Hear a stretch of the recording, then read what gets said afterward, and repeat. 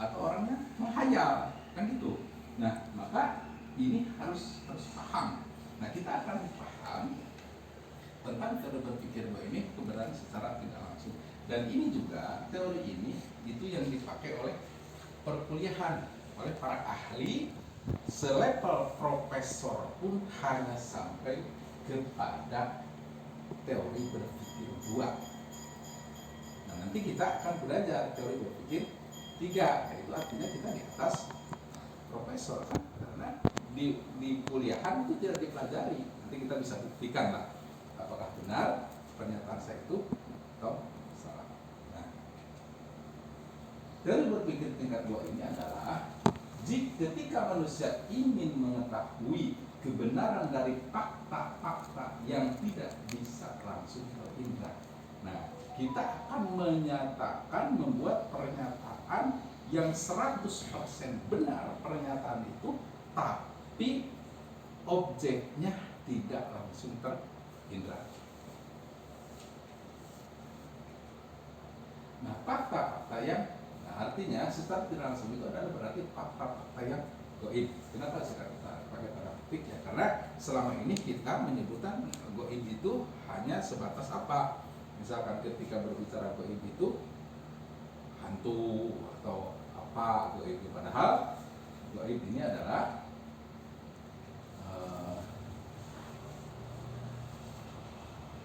bagaimana jika ingin manusia mengetahui sesuatu yang tidak kelihatan? Berarti kan gaib itu sesuatu yang tidak kelihatan.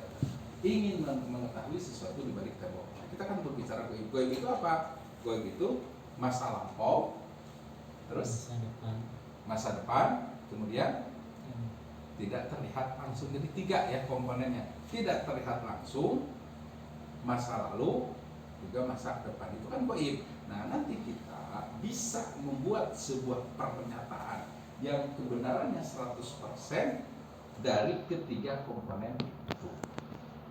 Nah, ini kita lihat, ingin mengetahui sesuatu di balik tembok.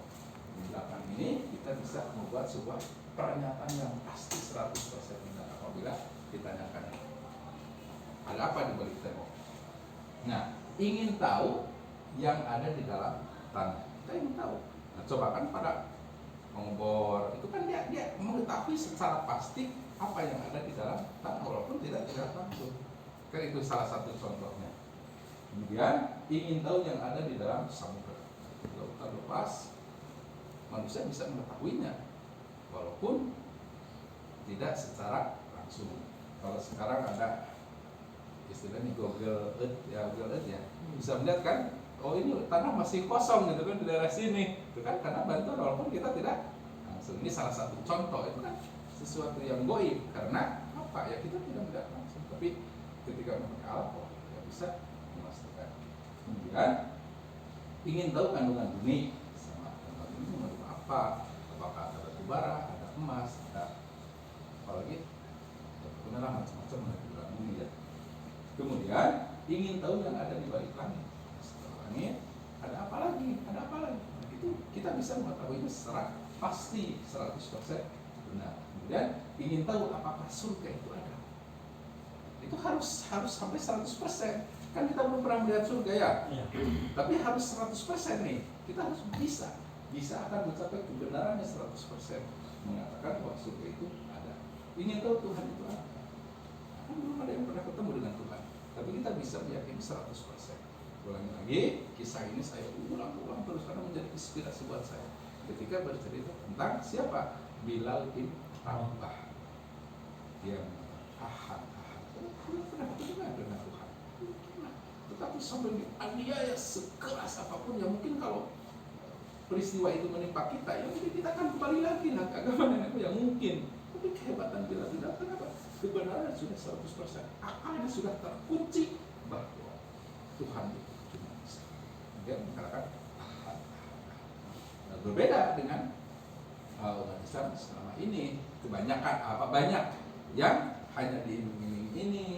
Kemarin ada kasus di mana yang ada orang yang meninggal ya, kalau tidak salah orang meninggal, orang Kristen atau Cina atau apalah, ada di medsos. Warga di situ disuruh hadir, ikut upacara dengan dikasih uang berapa? Ada yang 20.000, ada yang 50.000. Kan itu kan sudah akidah. Hanya sekedar ikut-ikutan. Loh, kan nggak bisa begitu. Ada batasan. Oh ini batasan akidah nggak boleh. Oh ini batasan sosial kan boleh. Kan begitu. Nah ini juga harus. Kenapa mereka melakukan itu? Karena pemahaman akidah ini sangat tinggi. Nah selanjutnya goib itu adalah sesuatu yang tersembunyi, itu goib. Kemudian sesuatu yang lampau itu juga goib. Kemudian yang ketiga sesuatu yang akan datang. Nah, ini goib ini ada 3 ya. Jadi sesuatu yang tersembunyi hanya di balik tembok itu juga goib. Walaupun di sana terlihat, kalau kita ke sana kan kelihatan ya di balik tembok ini juga. Nah, tapi ketika ada penghalang maka itu disebut goib. Nah, bagaimana syaratnya agar mencapai kebenaran 100%? Sekali lagi, kita akan membuat sebuah pernyataan yang benda itu, objeknya itu tidak terlihat, tapi pernyataan itu 100% benar. Benar itu apa? Kemarin benar itu, definisi benar itu apa? Pernyataan sesuai dengan kenyataan. Nah, kita akan membuat sebuah pernyataan yang itu kebenarannya 100% walaupun itu goib. Maka syaratnya cuma satu, yaitu apa? Dalil. Nah, syarat dalil. Nah, nanti dalilnya harus pakai syarat lagi. Ulangi lagi. Untuk membenarkan sesuatu yang goib, bahwa yang goib itu benar 100%, maka syaratnya satu. Kalau kemarin, kalau kebenaran langsung kan syaratnya 4. Nah, kalau kebenaran tidak langsung syaratnya cuma 1, yaitu dalil. Cuman dalilnya ini harus apa? Harus memenuhi syarat berpikir level 1. Nah, ini sangkut pautnya di sini. Sekali lagi, dalilnya ini harus bisa dibuktikan dengan teori berpikir 1. Nah, maka penting teori berpikir 1 penting paham supaya nanti ngait juga, mengkait. Dalil ini harus mengkait karena nanti harus terpenuhi syarat teori berpikir 1. Kalau dalilnya tidak terpenuhi oleh teori berpikir 1, maka itu tidak bisa dijadikan dalil. Nah, di sini relevansi antara teori berpikir 1 dan teori berpikir 2. Sekali lagi, syarat untuk membenarkan sesuatu yang goib itu harus ada dalil atau petunjuk. Petunjuk ini harus bisa dibuktikan dengan teori berpikir 1.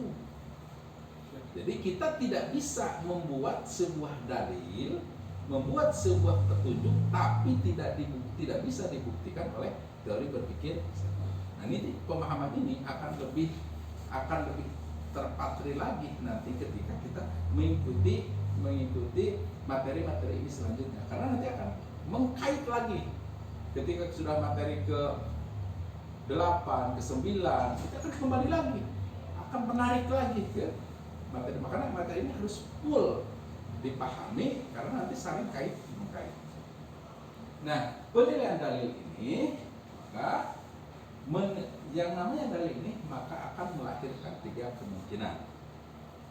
Dalil akal, dalil ini akan menjadi akan membuat 3 kemungkinan. Apa? Nah, kita kembali lagi dulu ke syarat dalil. Syarat dalil ini nanti kita ada PR pada 1 ya. Nah, tapi kita kembalikan lagi dulu. Syarat dalil ini harus terindra secara langsung. Artinya dalil ini harus bisa diuji oleh teori berpikir 1. Nah, penilaian dalil akan menjadi 3 tadi ya. Alternatif 1 yaitu membenarkan yang nilainya sampai kepada pasti benar. Pasti benar di sini wajib akli. Akal itu akan mengatakan ini pasti benar. Tidak ada kemungkinan yang lain. Ini pasti benar. Nah, itu akal akan sampai ke sana. Ini kita bicara hukum akal. Maka dikatakan wajib akli atau pasti benar. Kemungkinan kedua, kalau lebih dari satu alternatif membenarkan, mungkin benar, mungkin salah. Nah ini kan ada nanti. Kemudian disebut jahit akli. Dan yang ketiga, tidak ada alternatif membenarkan, pasti salah. Jadi nilainya dalil itu nanti pasti benar, mungkin salah, dan pasti salah. Nih, ini tiga ini kan akan mencapai kepada 100%.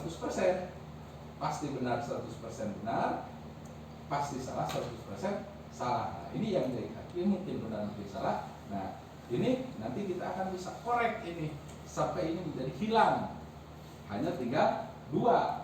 Setelah diuji ini, maka hanya alternatif pasti benar dan pasti salah. Kalau mungkin benar atau mungkin salah, itu penilaiannya gimana?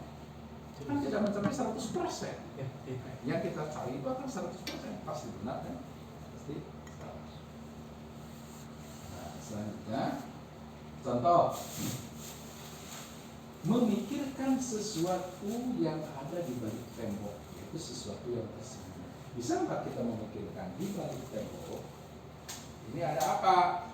Nah, contohnya, jika ada orang mengatakan, jika saya mengatakan di balik tembok ini ada kambing, atau di balik tembok itu ada kambing, benar atau salah? Maka pasti benar, mungkin benar, dan pasti salah. Coba nilai. Saya katakan di balik tembok itu ada kambing. Cik penilaiannya, bagaimana penilaiannya? Jadi pasti benar, mungkin benar, pasti salah. Tahu kami bagaimana menilainya? Semuanya salah.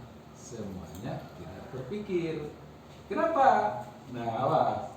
Saya ulang. Kan ada pertanyaan, saya mengatakan di balik tembok ada kambing. Jawaban Kang Lukman apa tadi? Pasti salah. Kemudian akan dijawab jahit. Mungkin benar. Jahit.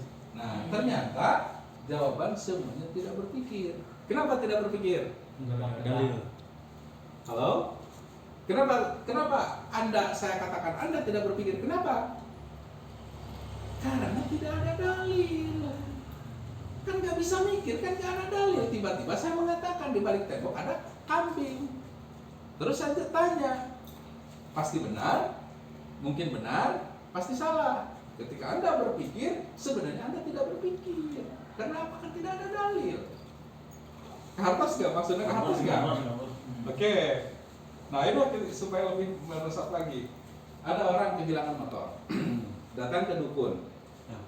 Pak, abi kayak jalan motor. Kemudian si dukun mengatakan motornya masih ayah di belah wetan. Ari manehna teh mikir atau ngahayal? Ngahayal karena nggak ada dalil. Bener tuh. Tapi anehnya orang percaya. Beda dengan ke polisi. Oke, kita lihat. Kalau kita lapor ke polisi, Pak, saya kehilangan motor. Kira-kira yang diungkapkan oleh polisi apa? Dia mengatakan nggak? Oh, motor masih di sebelah kulon, di sebelah barat. Mengatakan begitu nggak? Enggak, karena polisi memikir. Tapi kalau dukun nggak mikir. Tapi anehnya disebutkan situ merek amplopnya. Pengalaman dong. Kan begitu. Nah, justru ketika kita paham materi ini, kita mau dibawa bodoh. Termasuk Kusi Samsudin kan dibawa bodoh akhirnya. Dia mengeluarkan jutaan kan dibawa bodoh Kusi Samsudin karena nggak mikir masalah pada Kusi Samsudin. Nah ini kita paham kan? Kenapa dikatakan tidak berpikir? Karena tidak ada dalil. Padahal tadi syarat berpikir itu harus ada syarat berpikir untuk sesuatu yang gaib, maka harus ada dalil atau petunjuk. Nah, kan? Awas, di sini jangan dikatakan bahwa dalil itu ayat Quran ya. Dalil ini petunjuk, petunjuk yang bisa terindra karena harus diuji oleh berpikir level 1. Nah, selanjutnya, mengapa? Karena tidak menggunakan dalil. Itulah kenapa dikatakan Anda tadi itu tidak berpikir, karena tidak ada dalil apapun, hanya saya mengucapkan saja. Nah, ketika Anda menjawab, sebenarnya kan pengemudi itu mikir ya. Nah, itu talent mikir ya, kan sebenarnya nama ya. Kira-kira. Kira-kira sama aja dengan tukang pasang togel ya. Jika lu mikir gitu, mau rumus kan gitu. Dalil, kan nggak bisa, kan ditebak-tebak kan. Nah itulah lucunya orang Indonesia. Nah, jika ada suara kambing mengembi, misalkan B, nah itu bagaimana? Maka nilainya pasti benar, mungkin benar, atau pasti salah. Ada suara B. Kira-kira jawabannya mana? Mungkin benar. Gimana lah Ben?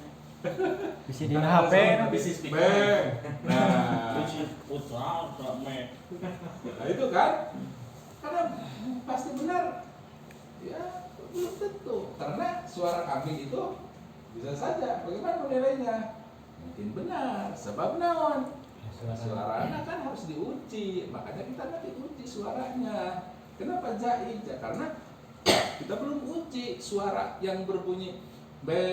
Nah itu apa? Kan bisa jadi suara orang yang meniru kambing, bisa suara HP, bisa memang kambing benar, tapi kan berarti kan belum diuji suara itu. Maka kita harus fokus, jangan dulu pasti benar dan salahnya sebelum kita menguji apa dalilnya. Kalau dalilnya sudah diuji dan itu memang ternyata hanya suara orang, maka ketika mengatakan maka itu pasti salah.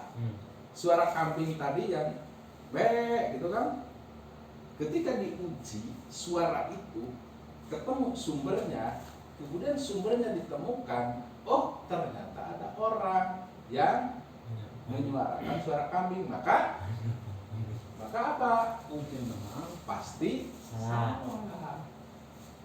Nah, tadi paham? Bisa ulangi lagi nih. Ini di sini. Ini harus clear, Tadi kan ada suara B, nah suara kambing kan, itu mirip itu nanam. Tapi kenapa nilainya?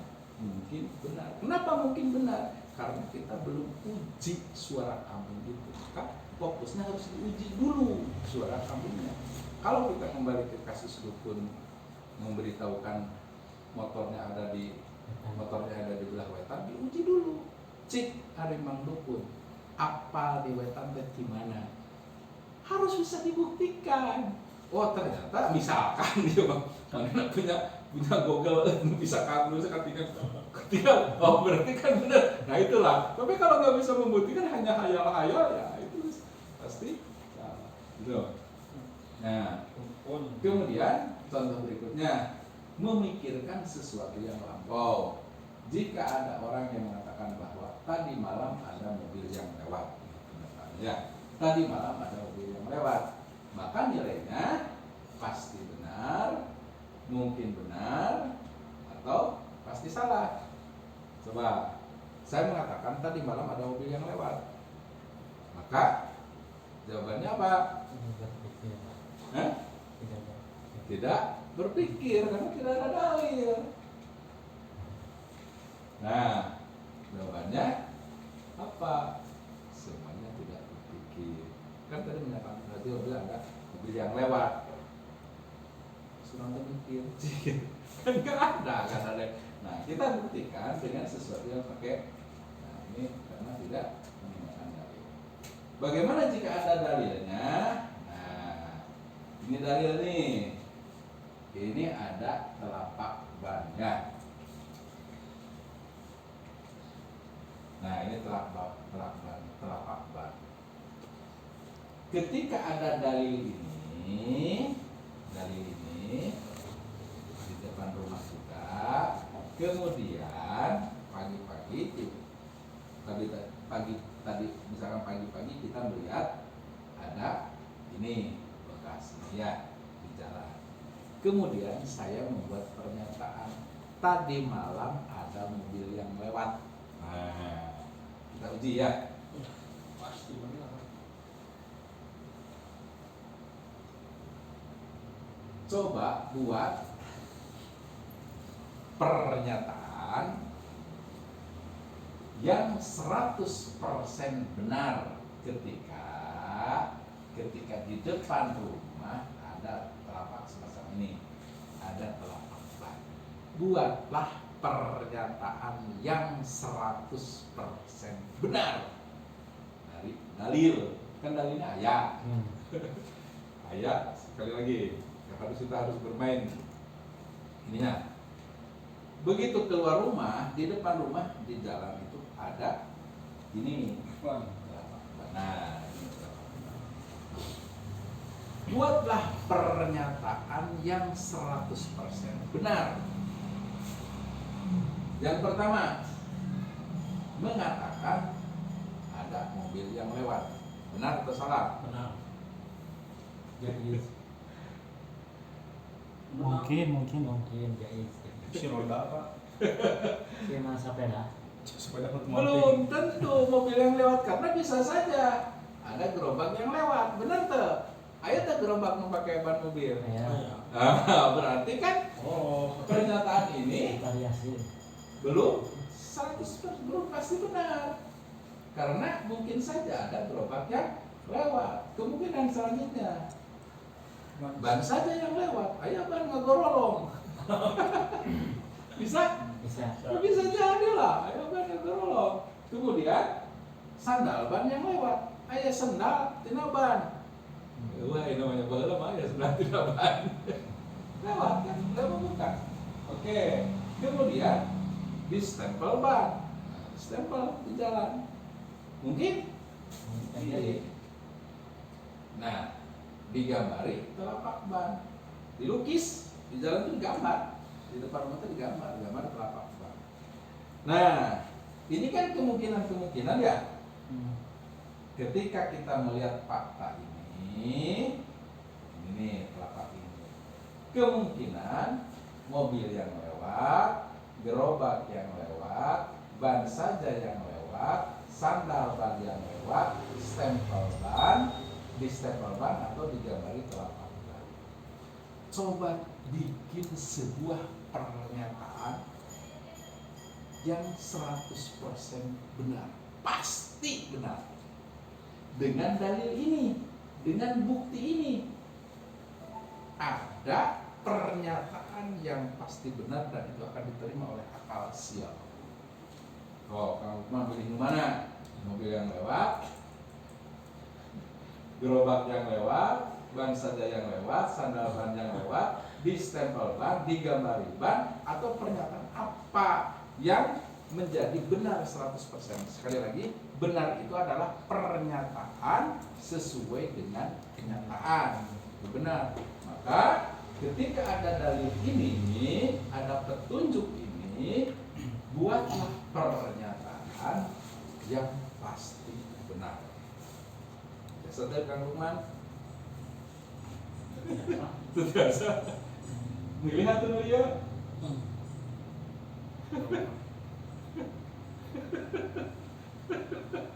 Tukang pilih, minta yang 100% benar. Oke. Apakah ada yang pasti benar dari yang ini? Bisa ada. enggak ada. Coba kita harus membuat sebuah pernyataan, kan dalilnya sudah ada. Membuat pernyataan yang pasti benar. Apa? Dengan menggunakan dalil yang sama, kita membuat sebuah pernyataan yang 100% benar. Apa? Buatlah pernyataan yang dilihat pasti benar. Apa itu? Pasti ada yang membekasinya. Satu juta. Gambar ini dibuat sebuah pernyataan yang pasti benar. Apa? Pasti ada yang membekasinya. Satu juta. Kalau belum setuju ulangi lagi. Pasti ada yang membekasinya, kan itu pasti kan? Iya. Ada yang membekasinya. Ada tapakna. Ayat tapakna. Nah, mun bahasa Sunda mah pasti ayat tapak. Karena ini ada bekasnya. Bisa jadi bekas sandal gerobak. Iya, makanya kan kita bisa saja ini bekas sendal, bisa gerobak. Nah, kan itu pernyataan masih banyak. Nah, kalau yang pasti mah pasti ada yang bekasinya. Karena kan sore-sore naon di jalan, begitu subuh, pagi-pagi. Nah, iya. Buatlah pernyataan yang pasti benar apa? Yaitu pasti ada yang membekasinya. Ada yang bisa nolak? Tidak. Nggak bisa kan? Karena pasti ada yang membekasi. Terserah yang membekasi, terserah apa? Kan nggak bisa. Kalau disebut-sebut wah mobil, apalagi kalau diteruskan, dia pasti mobilnya warnanya berem. Kan aneh. Apalagi apa? Diteruskan deh. Ciamis. Ya supirna lelaki awewe pakai baju berem, pakai baju bodas kan pakai aneh. Kayak siapa tuh? Makanya ini yang pasti benar. Oke, selanjutnya itu adalah kebenaran tidak langsung. Bisa 100% benar, tapi kebenaran tidak langsung.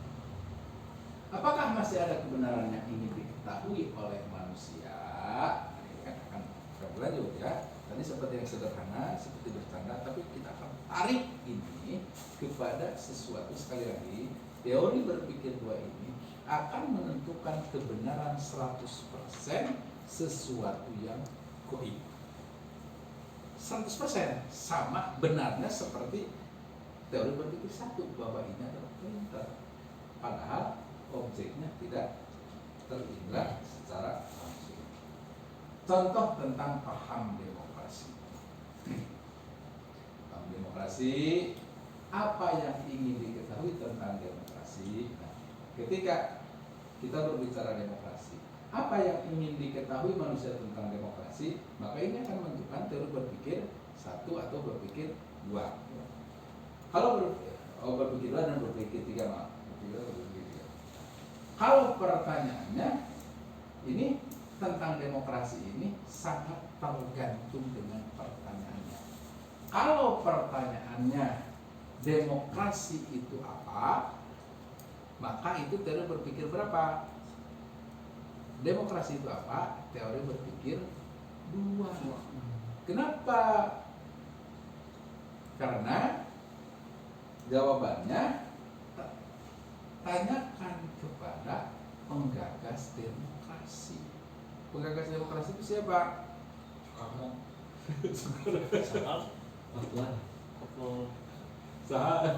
Demokrasi. James Bond.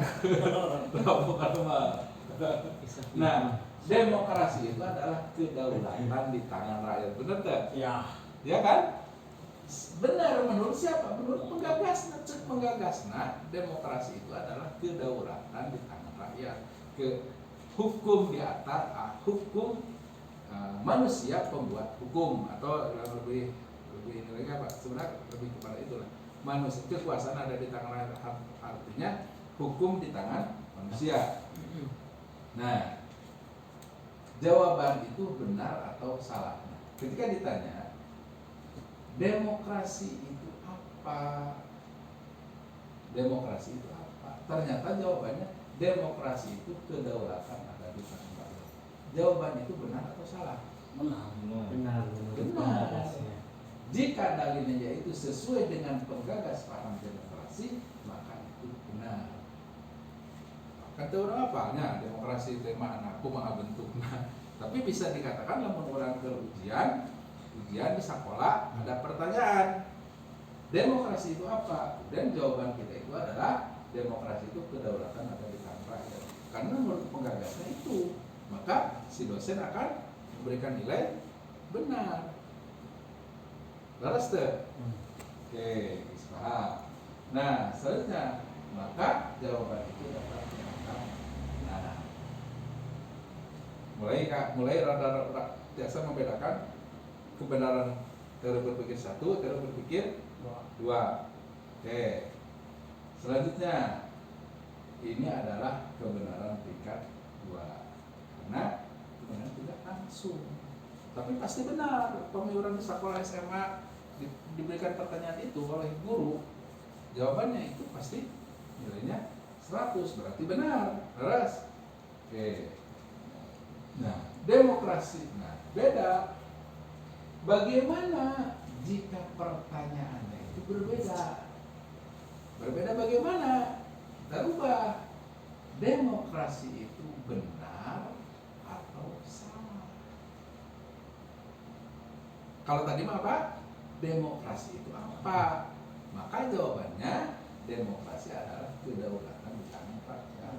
Maka jawaban itu benar. Berapa persen benarnya? 100%, karena menurut penggagas demokrasi ya memang itulah demokrasi. Tetapi ketika pertanyaannya dirubah, demokrasi itu benar atau salah? Beda jawabannya. Bagaimana kita bisa menilai benar atau salahnya? Nah, itu harus ada teori berpikir berapa? 3. Teori berpikir 3. Pernah ditanyakan di kuliahan, demokrasi itu benar atau salah? Ada pertanyaan, ada pelajaran, atau dibuat sebuah soal ujian. Pertanyaannya, demokrasi itu benar atau salah? Atau ini nih, bunga bank itu apa? Jawabannya apa? Bunga bank. Bunga bank itu benar atau salah? Nah, ini akan berbeda. Kalau ini bunga bank itu apa? Berarti teori berpikir berapa? 2. Kalau bunga bank benar atau salah itu berpikir 3. Coba pernah dipelajari kan? Mau kuliah di ekonomi, bunga bank itu benar atau salah? Ada nggak? Nggak ada. Hanya sebatas bunga bank itu apa? Bunga bank itu apa sih? Penambahan nilai. Penambahan nilai dari nilai pinjaman lah, pokok pinjaman kan itulah. Itu kan benar ya. Tapi ketika ditanyanya bunga bank itu benar atau salah, maka kita harus menggunakan teori berpikir 3 nanti supaya bisa diketahui benar dan salah. Kemudian leasing itu apa? Apa leasing itu? Leasing Kang Uman leasing mobil, apa leasing itu? Sewa beli. Sewa dulu, nanti setelah sampai cicilan akhir baru jual beli. Maka tetong heran, lamun ngalising mobil teu mayar cicilan ditarik. Kenapa? Karena status sedang nyawa. Tapi aneh, masyarakat itu tidak sadar, tidak tahu bahwa mereka itu sedang menyewa. Sehingga ketika nyicil ditarik di jalan terima, kan lucu. Lucu tuh? Lucu. Yang benar itu coba kalau dijelaskan. Kalau dia mau berani menjelaskan si leasing itu, Pak, Bapak ini sebenarnya sekarang posisinya Bapak sedang sewa per bulan sekian. Kalau Bapak tidak nyicil, berarti tidak bayar sewa. Maka normalnya yang namanya sewa itu kalau tidak bayar sewa ya dikembalikan.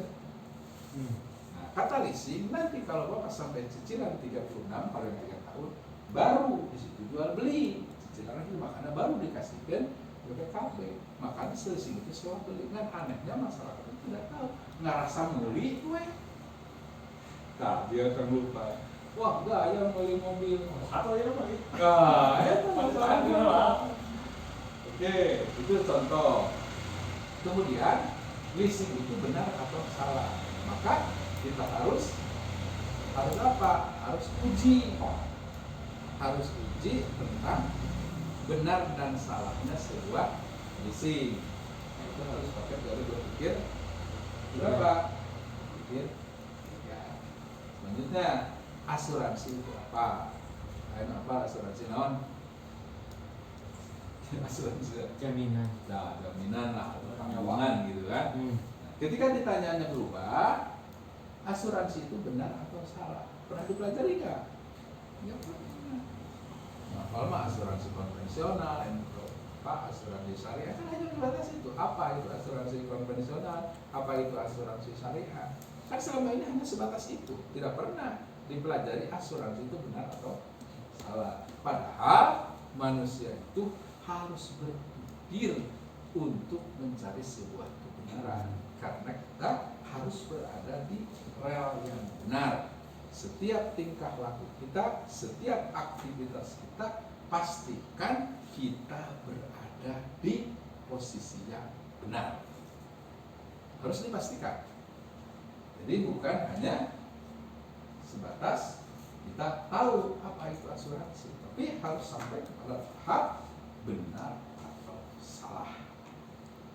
Kalau kita sudah tahu ini salah tapi kita melakukan terus, ya berarti dalam mana begitu. Asik. Dalam jadi-jadian, kan ya. Oh, jadi.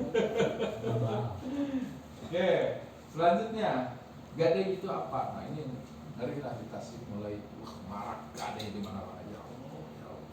Yang ceritanya kota santri, itu begitu mudahnya gadai, dan orang itu tidak peduli dengan maraknya gadai.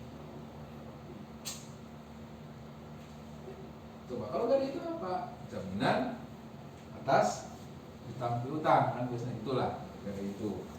Tapi kalau pertanyaannya, gadai itu benar atau salah?